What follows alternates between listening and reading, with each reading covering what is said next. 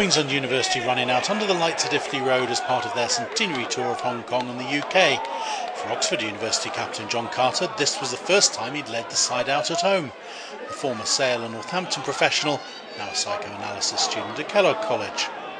The Dark Blues started in confident fashion, a superb break by outside half Tom Mitchell as they tried to build on a win by the Oxford second team, the Greyhounds, who'd already beaten their Queensland equivalents.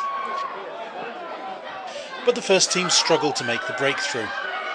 This knock-on after all the good build-up work setting the tone for the evening. Their best chance of an early try came from a line-out drive in the Queensland line. Oxford had 10 returning Blues in the lineup, 7 of them in the pack, and this game came on the back of a physically tough tour to Siberia to harden them all up.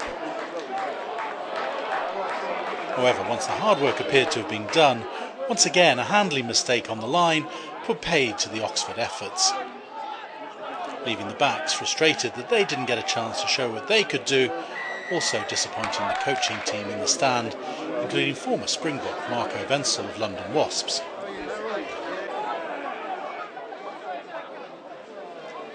A crucial turning point in the game came in pretty innocuous circumstances. The Oxford pack were on top and their defence had hardly been troubled when referee Michael Cooper spotted an infringement by Dark Blues open side Lewis Mather and decided it merited a yellow card.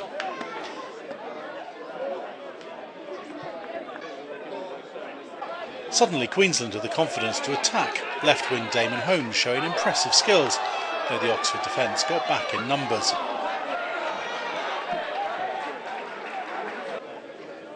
Oxford were still down to 14 men as the game approached the half-hour mark without a score. However, Queensland won good line-out ball,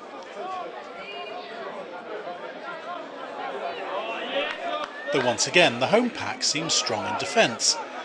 The Australians regrouped up front, before then sending the ball out to the backs, where outside half Tom Tuffley took advantage of a huge hole in the Oxford defence to open the night's scoring. Definitely a disappointing try to concede. Worse was to follow for the home team as Queensland attacked with renewed vigour. The home forwards got a crucial turnover though, and Oxford had the chance to clear their lines. Instead, they smuggled the ball away by hand before a dropped pass allowed a hack through from Queensland. Drawing centre Ryan Gilliman sprinted through and touched down just before the ball went over the dead ball line, while he managed an impressive slide under the perimeter fencing himself.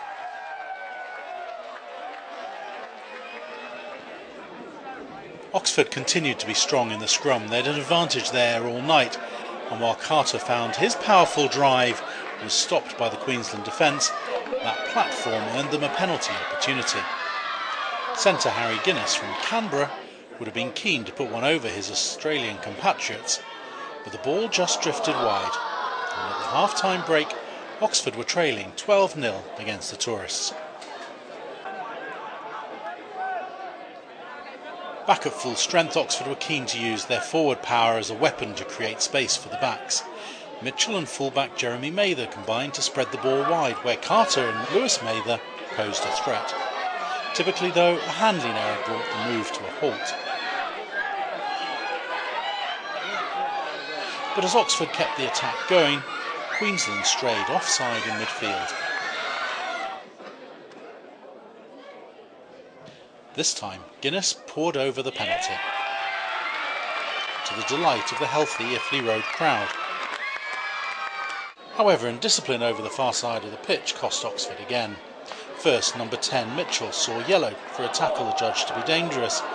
Then Captain Carter was penalised as offside at this ruck, and he too went to the sin bin.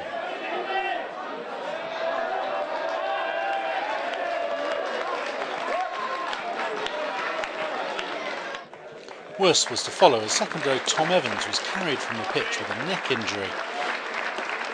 Thankfully, the lengthy break in play was precautionary, and he was out of hospital the same evening. Oxford was still capable of launching effective attacks from all over the pitch, but all too often the support play wasn't good enough to turn the half breaks into points. This time it was replacement centre Derek Asburn who was left isolated, and the try chance went begging. Up against 13 men, it was easy for Queensland to show off some more clinical finishing. Centre Gilliman slicing through the defence to get his second try of the evening. The game was won for the tourists, but Oxford were determined to finish on a high. Blindside Jamie Durwood had been a force all evening, and for once the offload went to hand. The Dark Blues kept it simple, and replacement prop John Doreen forced his way over for the consolation try. The final score was 25-8 to the visitors, and it was Queensland who celebrated at the end, as the Oxford coach and captain pondered what had gone wrong. Disappointing, to be honest. I think the boys, we had a good trip and good preparation for this. We had a good trip in Russia. A lot of things that we worked on, and we came away from the tour thinking, after the performance out there, that we were going in the right direction. I think we've just, I don't know if it's jet lag or what, I don't want to give them an excuse, but we've just let ourselves down a little bit tonight, and taking nothing away from Queensland. It felt like 15 individuals trying to play a team game, and we all know that that's the best way to fail playing rugby. And I'm really disappointed after coming back from a tour that was fantastic in terms of being a team. Everything we did, we was building as a team, and then we came out today, and it's just it's really disappointing to not play as a team. So it might be what we needed. It might be a good kick up the rear for us, I suppose. But it's disappointing at the moment, and I'm glad to see that there's disappointment in the change rooms from the boys. At the moment, I class these games as trial games, so people are playing for their spots, and that includes me. And I'll drop myself next week actually, and give somebody else an opportunity. And if they play better, they'll take my space. There's no space for complacency in our team. 3 yellow cards isn't the best start. I think it's something we'll work on with individuals. Really, it's nothing to panic about too much on that side. We do have character, and we do have a strength through the team. I'm not so worried about us being able to build on it, because in our last game in Siberia, we faced a very physical team, and we fronted up. Obviously, December the 8th is the big day you've got to be ready for. What sort of state of readiness do you think you are in now? We're about 5% of the way there, I think, and we've got some work to do.